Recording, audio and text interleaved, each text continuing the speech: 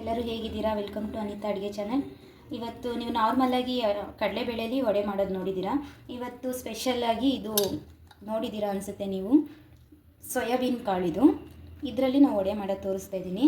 First ಸೋಯಾಬೀನ್ನ ಚೆನ್ನಾಗಿ ನೆನೆಸ್ಕೊಂಡಿದ್ದೀನಿ, ಒಂದು 3 hour, 3 ರಿಂದ 4 ಅವರು. ಅದಕ್ಕೊಂದೆರಡು ಹಸಿಮೆಣಸಿನ್ಕಾಯಿ ಮತ್ತು ಬೆಳ್ಳುಳ್ಳಿ, ಒಂದು ಚಕ್ಕೆ, ಒಂದು 4 ರಿಂದ 5 ಲವಂಗ, ಹಾಗೆ ಸ್ವಲ್ಪ ಶುಂಠಿ ಪೀಸಸ್ಸು. ಇದಿಷ್ಟು ಹಾಕಿ ಸ್ವಲ್ಪ ತರ್ತರಿಯಾಗಿ ಗ್ರೈಂಡ್ ಮಾಡ್ಕೊಳ್ಳೋಣ. ನೋಡಿ ಫ್ರೆಂಡ್ಸ್, ಇವಾಗ ಈ ಥರ ರುಬ್ಕೊಂಡಿದ್ದೀವಿ ತರಿಯಾಗಿ. ಮಾಮೂಲಿ ನಾವು ಕಡಲೆಬೇಳೆ ಹೇಗೆ ರುಬ್ಕೊತೀವೋ ಅದೇ ಥರ ಹಿಂಗೆ ತರಿಯಾಗಿ ರುಬ್ಕೊಬೇಕು. ಇವಾಗ ಇದು ರುಬ್ಬಿದಾಗಿದೆ, ಇದನ್ನು ಸೈಡ್ಗೆ ಇಟ್ಕೊಳ್ಳೋಣ. ಇದಕ್ಕೆ ಬೇಕಾಗಿರೋದೆಲ್ಲ ಅಚ್ಚುಕಟ್ಟಾಗಿ ರುಬ್ಕೊತಿದ್ದೀವಲ್ಲ, ಅದಕ್ಕೆ ಸ್ವಲ್ಪ ಈರುಳ್ಳಿ, ಒಂದು 4-5 ಎಸ್ಲು ಕರಿಬೇವು, ಸ್ವಲ್ಪ ಕೊತ್ತಂಬರಿ,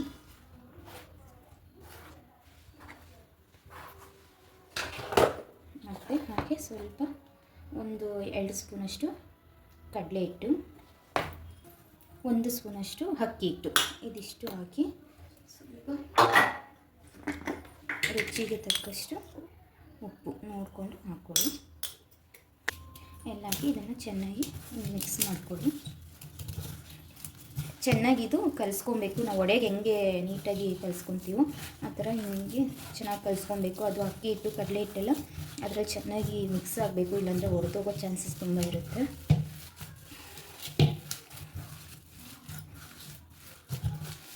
ಈ ಥರ ಕಲಸಿಟ್ಕೊಂಡಿದ್ದೀವಲ್ಲ, ಇವಾಗ ಒಂದು ಸೈಡಲ್ಲಿ ಎಣ್ಣೆ ಕಾಯಕ್ಕಿಡೋಣ.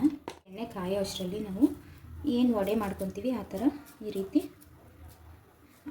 ಮಾಡಿಕೊಂಡು ಪ್ಲೇಟಲ್ಲಿ ಇಟ್ಕೊಳ್ಳೋಣ. ನೀವು ಹಂಗೇನೂ ಹಾಕ್ಕೊಬೋದು, ಅಂದರೆ ನಿಮಗೆ ಎಣ್ಣೆ ಒಂದು ಬೇಯುತ್ತೆ ಒಂದು ಬೇಯಲ್ಲ, ಅದಕ್ಕೆ ಎಲ್ಲ ಒಟ್ಟಿಗೆ ಒಂದೇ ಸಲ ಹಾಕ್ಕೊಂಡ್ರೆ ಈ ಥರ ಮಾಡಿಕೊಂಡು ಒಂದು ಪ್ಲೇಟಲ್ಲಿ ಈ ಥರ ಇಟ್ಕೊಳ್ಳಿ.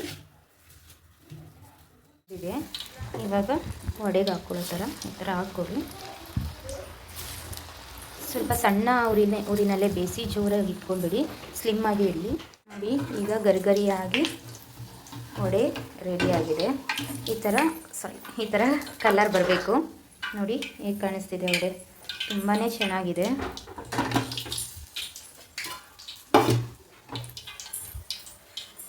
ಗರಿಗರಿಯಾದ ಬಿಸಿ ಬಿಸಿ ಸೋಯಾ ಕಾಳು ವಡೆ ರೆಡಿ. ಒಂದು ಸತಿ ಟ್ರೈ ಮಾಡಿ, ತುಂಬಾ ಚೆನ್ನಾಗಿರುತ್ತೆ ಟೇಸ್ಟು. ನೋಡಿ ಈ ರೀತಿ ಚೆನ್ನಾಗಿ ಬೆಂದಿದೆ, ಟೇಸ್ಟ್ ಮಾತ್ರ ನೆಕ್ಸ್ಟ್ ಲೆವೆಲಲ್ಲಿದೆ, ಅಷ್ಟು ಚೆನ್ನಾಗಿದೆ. ಗರಿಗರಿಯಾಗಿ ಕಡಲೆಬೇಳೆಲಿ ಮಾಡಿದ್ರು ಇಷ್ಟು ಚೆನ್ನಾಗಿ ಬರೋಲ್ಲ. ಇದು ಮಕ್ಳಿಗೂ ಒಳ್ಳೆಯದು. ನೋಡಿ ಒಂದು ಸತಿ ಟ್ರೈ ಮಾಡಿ, ಕಮೆಂಟ್ ಮಾಡಿ, ಸಬ್ಸ್ಕ್ರೈಬ್ ಮಾಡಿ. Bye friends.